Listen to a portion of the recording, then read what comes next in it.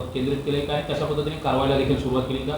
Yes, जे serious गुन्हे घडतात जिथे ऑर्गनाइज क्राईम सिंडिकेट आम्हाला दिसत आहे त्याच्यामध्ये नक्की आम्ही MCOCचा प्रस्ताव पाठवणार आहे. हे आमचा पहिला प्रस्ताव आहे.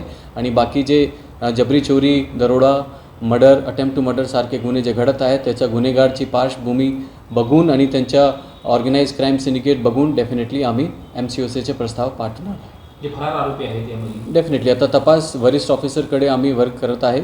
तो त्यामध्ये आम्ही लवकरात लवकर बाकीचे फरार आरोपीला आम्ही अटक करणार आहे. अक्षय ठेवले सुरुवातीला अक्षय आढळले. दोन मसुदांतर्गत कारवाई करण्यात आलेली आहे. काय प्राथमिक माहिती? दिनांक 13 डिसेंबर 2024ला पेठबीड पोलीस स्टेशन जिल्हा बीडमध्ये एक फायरिंगची घटना झाली होती. त्यामध्ये 13 राऊंड्स फायर केले होते फायर आर्म वापर करून.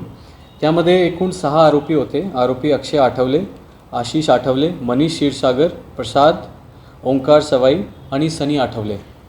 हे 6 लोकांची जो गँग होती त्यांनी एकूण 19 गुन्हे त्यांनी केले होते. ते गुन्ह्याचे प्रकार होते दरोडा, जबरी चोरी, खुनाचा प्रयत्न, खंडणी आणि मारपीट आणि बाकी इतर गुन्हे.